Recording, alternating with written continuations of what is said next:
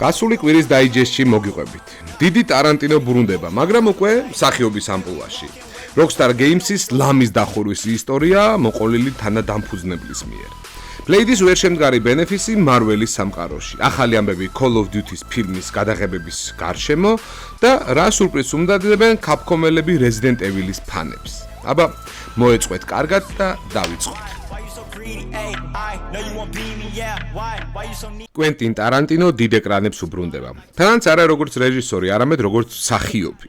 Hollywood-ის ინსაიდერები წერენ, რომ უკვე მზადა ახალი დრამა სახელწოდებით მხოლოდ ის, რაც ჩვენ გვაქვს. სადაც Simon Pegg, Sofia Boutella, Charlotte Gainsbourg და Quentin Tarantino ითამაშებენ. რომლის მოქმედება ნორმანდიის სანაპიროზე ვითარდება, ეს არის ისტორია სიყვარულზე, მეგობრობაზე, დანაკარგსა და გამბედაობაზე. ამბობენ, რომ ლეგენდარულმა რეჟისორმა Tarantino მას შემდეგ, რაც უარი თქვა თავის ახალ სარეჟისორო პროექტზე, გადაწყვიტა მრავალფეროვნებისთვის სამსახიობო კარიერას დაუბრუნდეს. და რადგან ასეთი ამბავია, მოდი გავიხსენოთ Tarantinos ფილმები და მისი შესრულებული სამსახიობო ნამუშევრები უფრო სწორედ და მოდით რაღაც ტოპ 5-ს გავაკეთებ, ოღონდ შედარებით უფრო ნაკლებ ცნობილ ფილმებს გავიხსენებ, ან მათ შესახებ მოგიყვებით ახლა მაკულატურას აისიდან დაისამდე, Django-ს და Desperado, ახლა ისედაც გეცოდინებათ. მათ გამოვტოვებთ. ერთი ესეთი ფილმი რომელიც შეიძლება ნანახი გქონდეთ და ამიტომ მეხუთეზე დავაყენებ, არის პატარა ნიკი. ფილმის სლოგანი თუ მამა შენი ეშმაკია, დედა კი ანგელოზი, როგორც ჩანს გაიჭედე. ამ კომედიურ ფენტეზიში Tarantino მოხვდა უსინათლო ქადაგებლის როლში. მისმა პატარა როლმა მართლაც ძალიან გაახარა ფანები.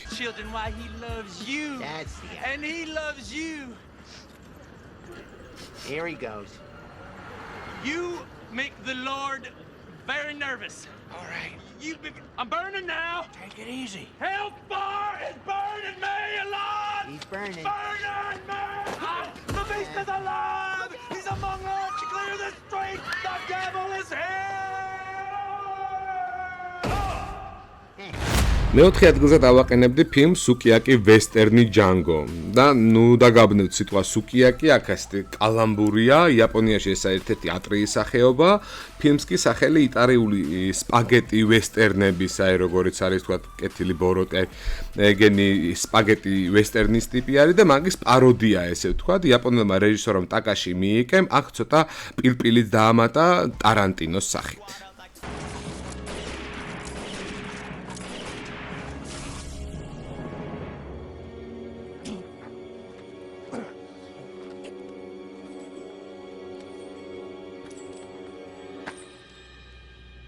The mighty fall at last. See you in hell.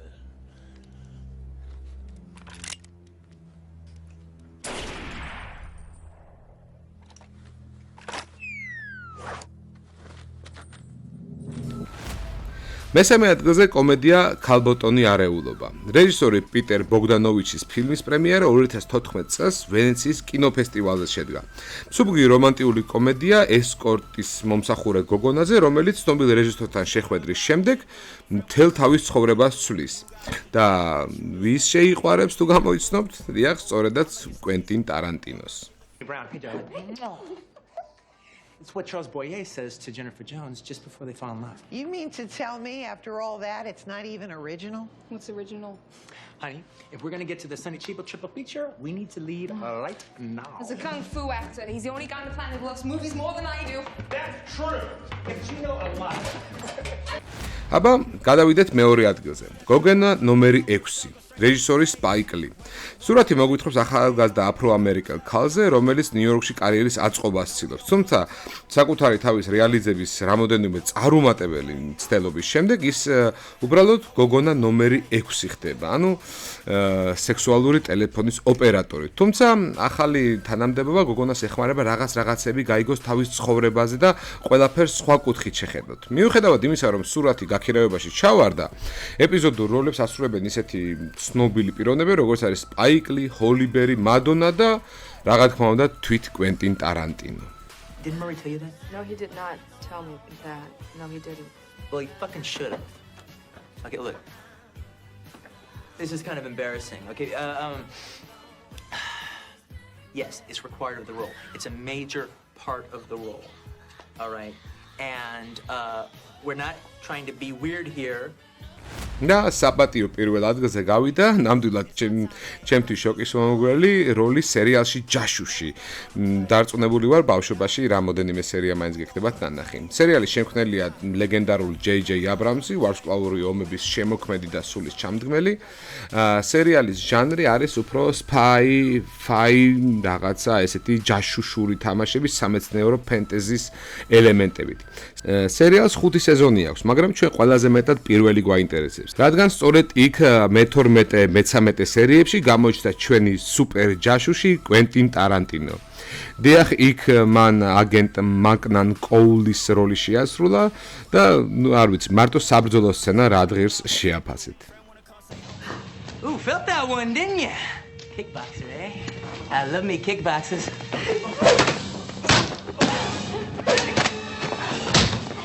I got your kicks, and I got your moves.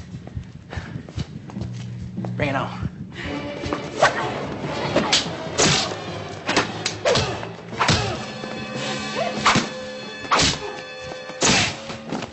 What's the problem with you kickboxers? Ain't none of y'all can take a punch! აბა ველით ახალ შედევრს შესანიშნავი რეჟისორისა და მსახიობისგან, სხვადასხვა ისიც რომ ტარანტინოს მხოლოდ 2 ოსკარი აქვს, ისიც ორიგინალურ სცენარისტვის და სარეჟისორო ნამუშევრისთვის კი არც ერთი. მესმის, შეიძლება ვიღაცები არ იყვნენ აღფრთოვანებულები მისი შემოქმედებით, მაგრამ ნებისმიერი ბანაკის ადამიანმა უნდა აღიაროს, რომ მართლაც ეპოქალური რეჟისორია და კინემატოგრაფია ტარანტინომდე და ტარანტინოს შემდეგ სულ სხვადასხვა არის. ფრენჩაიზა ბლეიდის გადატვირთვა თამამად შეიძლება ჩაითვალოს ერთ-ერთ ყველაზე უიღბლო პროექტად თანამედროვე ჰოლივუდში. პროექტი, რომელიც ჯერ კიდევ 2019 წელს დაანონსდა, თავიდანვე პრობლემების სერიას წააწყდა. ჯერ პანდემიამ ითამაშა თავისი როლი. შემდეგ კინოსტუდიებში 2 მასშტაბური გაფიცვა მოხდა, რომელმაც სამუშაო პროცესი მრავალი თვით უკან დახია. მაგრამ ეს მხოლოდ დასაწყისი იყო. მუშაობის პერიოდში პროექტს რამდენიმე რეჟისორი შეეცვალა და საერთოდ დატოვეს. სცენარი კი იმდენჯერ გადაიწერა, რომ სიუჟეტი კარდინალურად შეიცვალა. თავდაპირველად, მაგალითად, ფილმის მოქმედება გასული საუკუნის 20-იან წლებში უნდა განვითარებულიყო. მაგრამ კევინ ფაიგის თქმით, ამბავი ჩვენს დროში მოხდება. ასეთმა კარდინალურმა ცვლილებებმა იმოქმედა მსახიობთა შემადგენლობაზე. პროექტიდან ერთმანეთის მიყოლებით მიდიოდნენ მთავარი როლის შემსრულებლები. მაგალითად, არიან დელროი და აარონ პიერი, რომელმაც პირდაპირ განაცხადა, რომ ფილმმა სხვა შემოქმედებითი მიმართულება მიიღო და მისმა პერსონაჟმა უბრალოდ აღარ დაკარგა ფუნქცია, აღარ ჯდებოდა ჩანაფიქრში. ერთადერთი სტაბილური წერტილი ამ ქაოსში კვლავ ჯიუტად იკავებს თავის როლს მაჰირშალ ალი, რომელიც თავდაპირველად ამ გადატვირთვის ინიციატორიც კი იყო. ამასთან ის გულმოდგინედ არიდებს თავს ნებისმიერ კომენტარს უსასრულო შეფერხებებზე. ინფორმაცია საქმის რეალური მდგომარეობის შესახებ კი ძალიან მწირია. ცნობილია, რომ რეკვიზიტების და კოსტუმების ნაწილი, რომელიც ბლეიდისთვის იყო შექმნილი, საბოლოოდ სხვა პროექტებში იქნა გამოყენებული. მიუხედავად ყველა ამ სირთულისა, მარველის ხელმძღვანელობა კევინ ფაიგის სახით აგრძელებს საჯარო დარწმუნებას, რომ პროექტი ცოცხალია. თუმცა სტუდიამ უკვე ამოიღო ფილმი თავისი რელიზების კალენდრიდან და გამოსვლის ახალი თარიღი ჯერ არც კი ჩაუნიშნავდა. ფაიგი კი დამაჯერებლად აცხადებს, რომ ბლეიდი აუცილებლად გამოჩნდება მარველის კინემატოგრაფიულ სამყაროში, მაგრამ როდის მოხდება ეს, ჯერჯერობით მთავარ გამოცანად რჩება. Call of Duty-ს ეკრანიზაცია თანდათან დეტალებს იძენს. უახლოესი ინსაიდერული ამბების თანახმად, Paramount-მა ფილმის სეტინგი განსაზღვრა. სტუდიამ გადაწყვიტა დიდად არ გარისკოს და არ გადაუხვიოს ფანტასტიკაში ან რეტროში და Sony Modern Warfare-ის სულისკვეთების თანამედროვე ანტურერზე გააკეთოს. წყარო ამტკიცებს, რომ ფილმის მოქმედება ჩვენ დროში განვითარება და აჩვენებს რეალისტურ სპეცოპერაციებსა და კონფლიქტებს. სამხედრო კინო შეულამაზებელი ატმოსფეროთი, რომლითაც ეს ქვესერი ზოგადად არის კიდევაც ცნობილი. სიუჟეტის დეტალების საიდუმლოდ ინახება და მსახიობებს ჯერ არც ასახელებენ, მაგრამ სცენარზე მუშაობა სრული სვლით მიმდინარეობს. GTA 4-ის შემუშავების დროს, როდესაც Rockstar-ი ემზადებოდა თავისი ერთ-ერთი მთავარი შედევრის გამოსაშვებად, სტუდიაში სულაც არ სუფევდა მომავლის რწმენა. ინტერვიუში კომპანიის თანადამფუძნებელი დენ ჰაუზერი აღიარებს, რომ სერიოზულად ეშინოდა სტუდიის დახურვის. როგორც გაირკვა, ყველაფრის მიზეზი იყო ხმამაღალი სკანდალი, რომელმაც ინდუსტრია რამოდენიმე წლით ადრე შეძრა. ის დაკავშირებული იყო ცნობილ მინითამაშთან Hot Coffee GTA San Andreas-იდან, რომელიც რელიზამდე ამოიღეს. შეგახსენებთ, რომ 2005 წელს მოდერებმა San Andreas-ის კოჩი დამალული სექსუალური ხასიათის სცენა აღმოაჩინეს, რომელიც ფინალური ვერსიიდან საერთოდ ამოჭრილიც კი იყო. კონტენტის მოთამაშეებისთვის ხელმიუწვდომელი იყო, მაგრამ თავად მისი არსებობა აღშფოთების ტალღა გამოიწვია. განსაკუთრებით თამაშისადმი სკეპტიკურად განწყობილი ცალკეული მოღვაწეებისგან. ქსელში თამაშის გაყიდვა საერთოდ ამოიღეს, ხოლო Take-Two აშშ-ის ფედერალური სავაჭრო კომისიიდან გაფრთხილებაც კი მიიღო. გამომცემლებისთვის ეს იყო დარტყმა არა მხოლოდ იმიჯზე, არამედ საფულეზეც. მთელი ამ ქაოსის ფონზე გუნდი მუშაობდა GTA 4-ზე და ცხოვრობდა მუდმივ შიში, რომ Take-Two გადაწყვიტავდა ტოქსიკური აქტივისგან გათავისუფლებას. ჰაუზერი იხსენებს, ის დრო ყველაზე დიდი არასტაბილურობა იყო საერთოდ Rockstar-ის ისტორიაში. შიდა დაძაბულობამ, პირადმა სირთულეებმა და გარე წნეხმა ძლიერი გავლენა მოახდინა მომავალი თამაშის ტონზე. ტყუილად არ არის GTA 4 სერიის ყველაზე ბნელი და ცინიკური. ნიკო ბელაკი ემიგრანტის ისტორია, რომელიც ხსნას ეძებს, მაგრამ Liberty City-ში მხოლოდ სიბინძურეს და ღალატს პოულობს.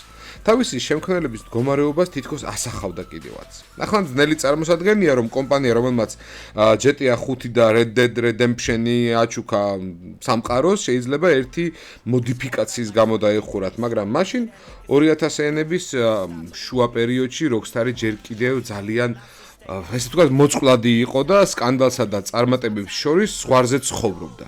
იმავე ინტერვიუში ჰაუზერმა ასევე განაცხადა, რომ თავდაპირველად გეგმავდა ნიკო ბელაკის მოკლა საერთოდ GTA 4-ის ფინალში, მაგრამ თამაშის შემუშავების პროცესში ამ იდეაზე უარის თქმა მოუხდათ და არც უმიზეზოდ.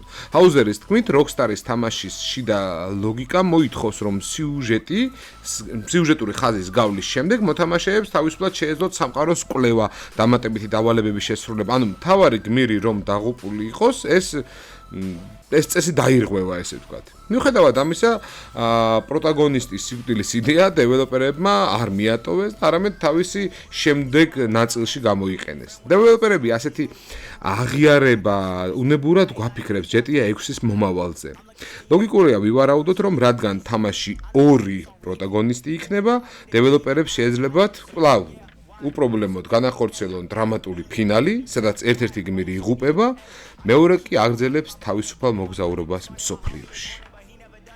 Capcom Spotlight-ზე პრეზენტაციის შემდეგ გამოჩნდა, რომ სტუდია მოთამაშეებს კიდევ ბევრ სურპრიზს უმზადებს. წინასწარი შეკვეთების დაწყებისთანავე Capcom-მა დააანონსა ახალი ტრანსლაცია Resident Evil Showcase-ის სერიიდან, რომელიც 2026 წლის დასაწყისში გაიმართება.